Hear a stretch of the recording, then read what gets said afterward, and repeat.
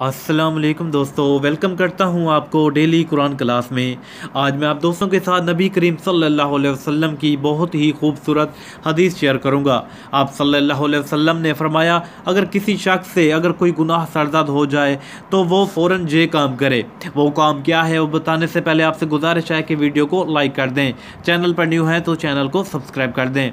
सलातुल तौबा। नबी करीम सल्लल्लाहु अलैहि वसल्लम ने फरमाया, जिस शख्स से कोई गुनाह सरज़द हो जाए, जिस शख्स से कोई गुनाह सरज़द हो जाए, फिर वो अच्छी तरह वज़ू करे और उठकर 2 रकत नमाज पढ़े और फिर अल्लाह से माफ़ी मांगे तो अल्लाह ताला उसे ज़रूर माफ़ फरमा देता है।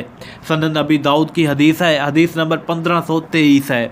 एक मरतबा फिर सुन लें, रसूलुल्लाह सल्लल्लाहु अलैहि वसल्लम ने फरमाया, जिस शख्स से कोई गुनाह सरज़द हो जाए फिर वो अच्छी तरह वज़ू करे, फिर उठकर 2 रकात नमाज पढ़े और फिर अल्लाह से माफ़ी मांगे तो अल्लाह ताला इसे ज़रूर माफ़ फरमा देता है। सनन नबी दाऊद 1523। दोस्तों, आज की हदीस पसंद आई हो तो वीडियो को लाइक करके जाइएगा। मिलते हैं अपनी अगली वीडियो में। अल्लाह हाफिज़।